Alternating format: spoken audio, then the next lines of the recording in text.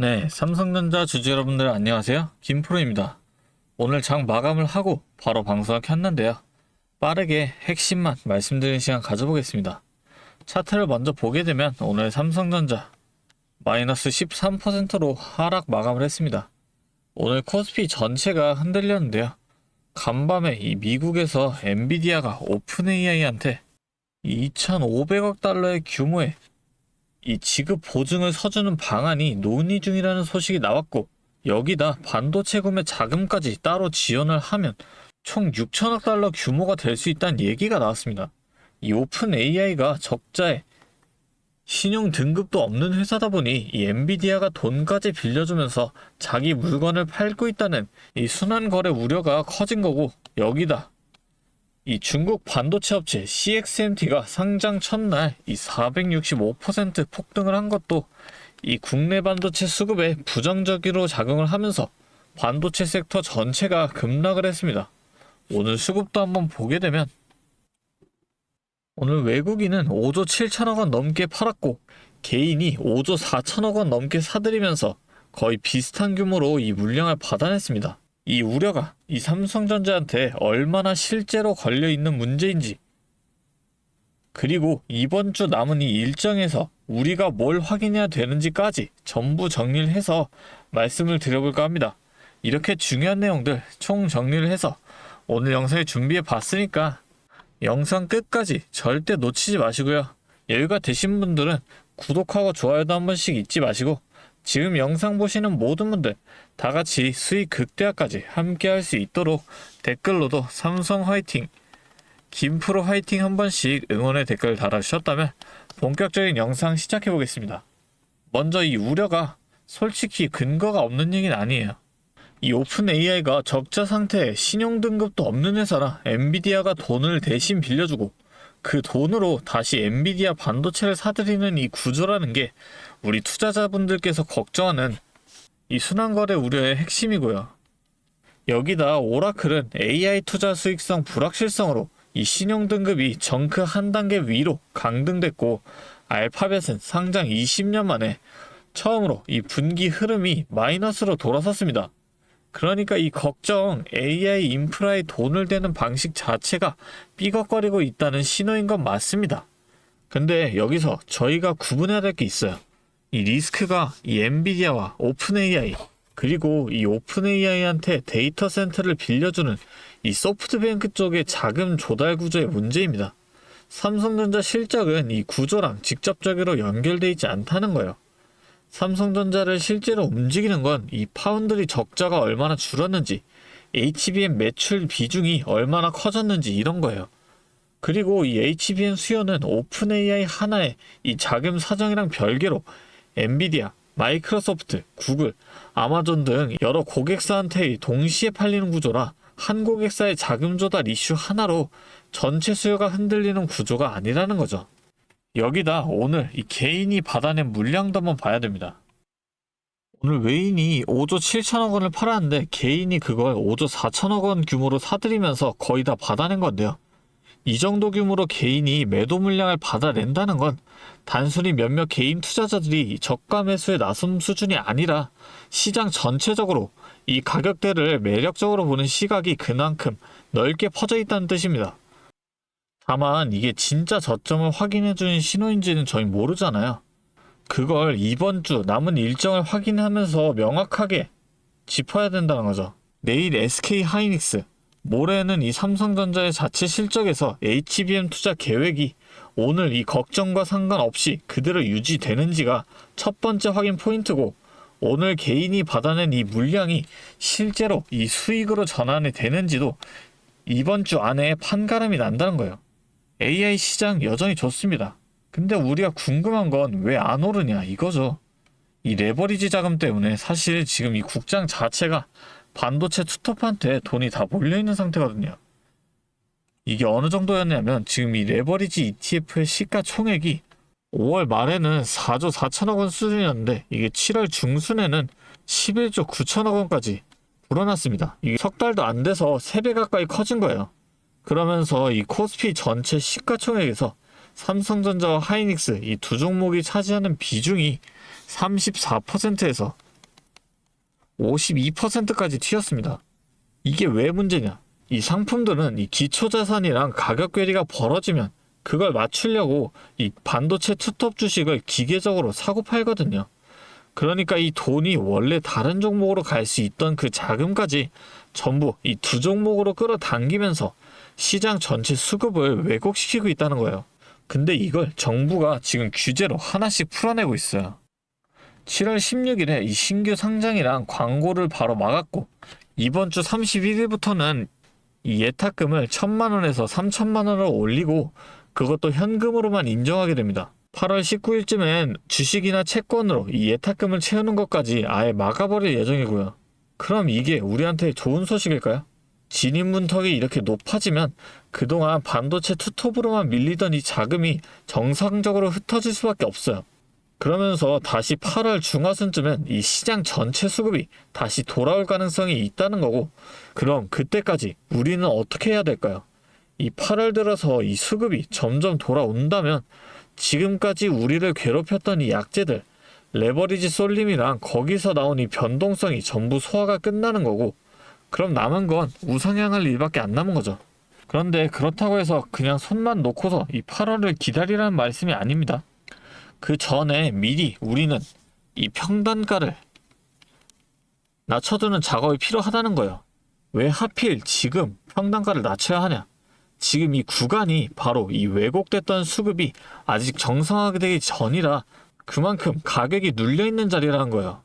악재가 다 거치고 수급이 정상으로 돌아온 다음에 살려고 하시면 그때는 또 저번처럼 추격 매수하는 꼴이나 똑같잖아요.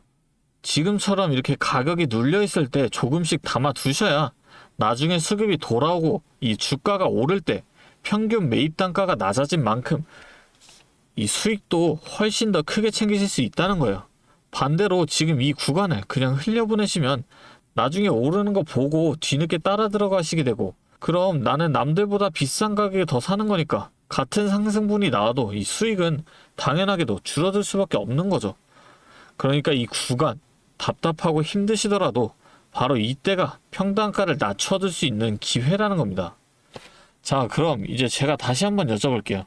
당장 오늘부터 같이 준비하고 대비하고 현재 상황에서 대응하시는 사람과 아니면 계속 떨어질까봐 전전긍긍하면서 다음 주까지 그냥 바라만 보고 있는 사람 중에 다음 주에 웃고 있는 사람은 누가 될까요?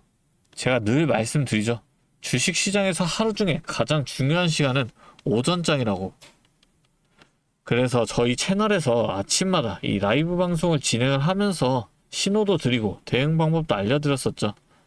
그런데 이 오전 방송 한 번만으로 우리 구독자님들의 갈증이 해결되지 않는 걸 눈으로 지켜봤습니다. 그래서 이제는 저희 팀에서 여러분들과 같이 움직일 겁니다. 이 주가가 아침에 움직일 때 실시간으로 어떻게 치고 빠져야 하는지, 어떤 방향으로 대응해야 하는지 여러분들한테 그 방법을 공유해 드리려고 해요. 자, 상단에 개인 번호 하나 잠깐 띄울게요. 이게 제 번호인데 010-3436-7531. 여기로 삼성전자니까 간단하게 삼성 두 글자 간단하게 적어서 보내주시면 아침마다 이 외인과 기관의 동향, 우리가 잡아야 할 실시간 대응점, 꼭 봐야 하는 이 해외 팩트 체크 사인까지 전부 정리를 해서 빠르게 알려드릴 겁니다. 방송을 놓쳐서 타이밍 못 잡는 일 없게 저희가 직접 챙겨드릴 거예요. 아무래도 방송으로만 진행하는 것보다 이렇게 여러분들과 소통하면서 진행하는 게 훨씬 피드백도 빠르고 이 놓치시는 분들도 많이 없으실 겁니다. 정확히 이 메이저 그룹의 동향, 대응점, 해외 토픽 사인 전부 정리를 해서 저희 담당자를 통해서 빠르게 브리핑해 드릴 거고요. 오늘 말씀드린 이 대응 그대로만 따라오신다면 손실은 줄이고 이 수익은 지키는 대응을 하실 수 있을 겁니다.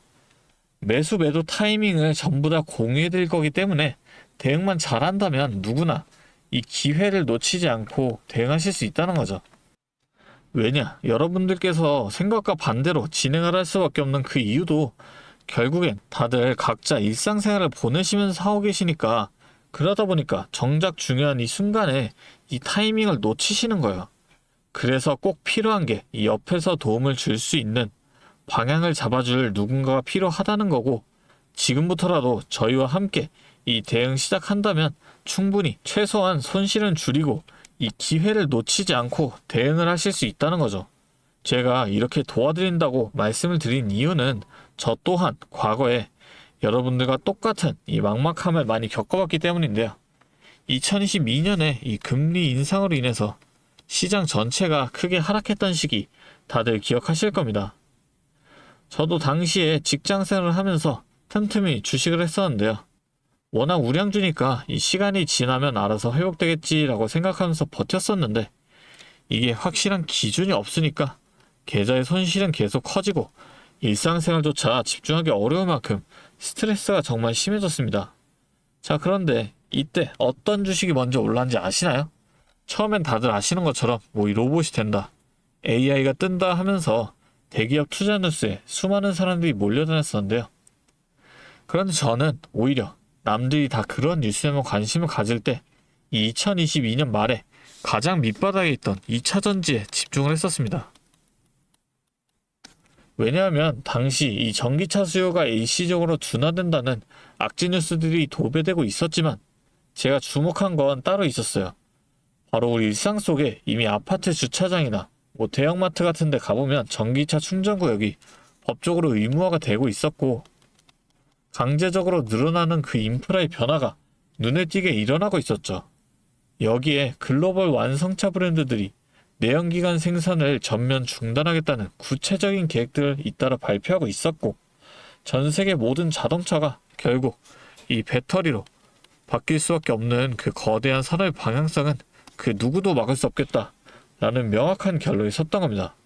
결국 이 배터리에 들어가는 핵심 소재를 만드는 그 기업의 가치는 올라갈 수밖에 없다라고 확신을 했기 때문에 저는 남들이 다 포기를 할 때 2차전지 하나에 철저하게 집중을 해서 2023년에 계좌 손실을 메꾸고 빠르게 회복해냈었죠.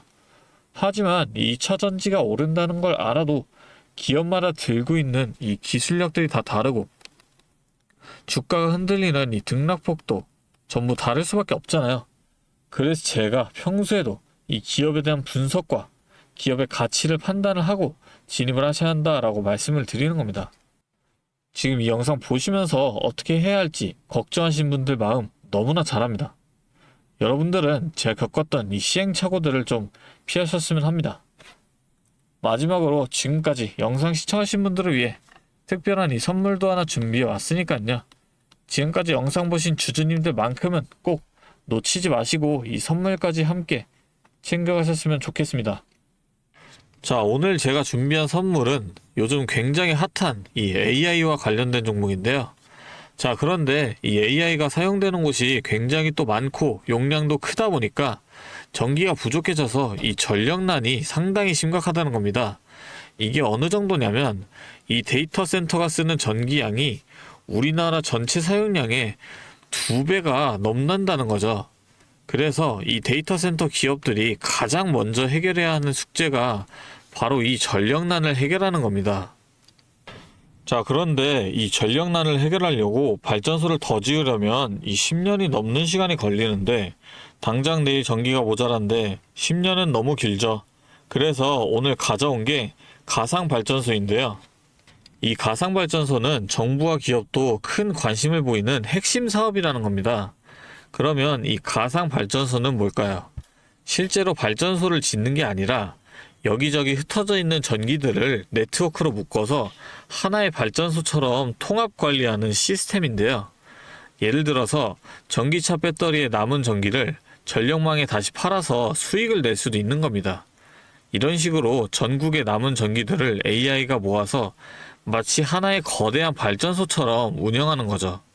사실 지금까지는 전기를 절약해야 한다 이렇게만 생각했잖아요. 그런데 이 조건 자체를 바꿔버린다는 겁니다.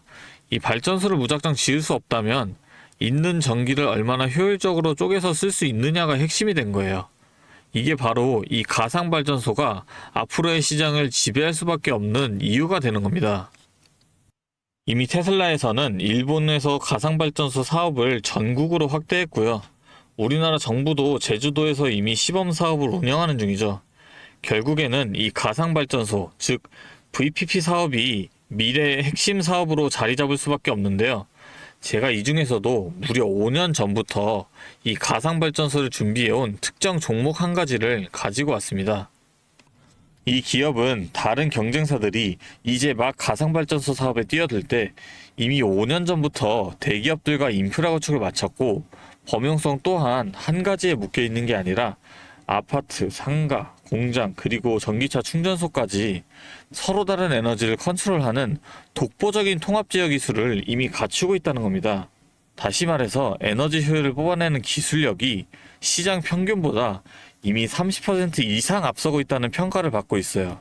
그렇다면 올해 2026년 분산에너지 특화 사업이 본격화되면 어떻게 될까요? 이 기업의 소프트웨어가 전국에 깔리게 되는 압도적인 점유율을 예상해 볼 수 있겠죠. 그렇다면 우리는 남들보다 한 발 앞서서 이 수익의 길목을 지키고 있어야 큰 수익을 가져간다는 겁니다. 자, 제가 지금 정말 공들여서 분석한 이 종목 정말 궁금하시죠? 지금 화면에 보이시는 이 번호 010-3436-7531로 선물이라고 두 글자 적어서 문자 보내주시면 제가 확인하는 대로 분석한 리포트와 함께 종목명까지 바로 공유해드리도록 하겠습니다. 제가 드리는 이 선물로 우리 구독자분들이 조금 더 여유있고 성공적인 투자 이어나가셨으면 좋겠고요. 지금까지 긴 영상 시청해주셔서 감사합니다. 김프로였습니다.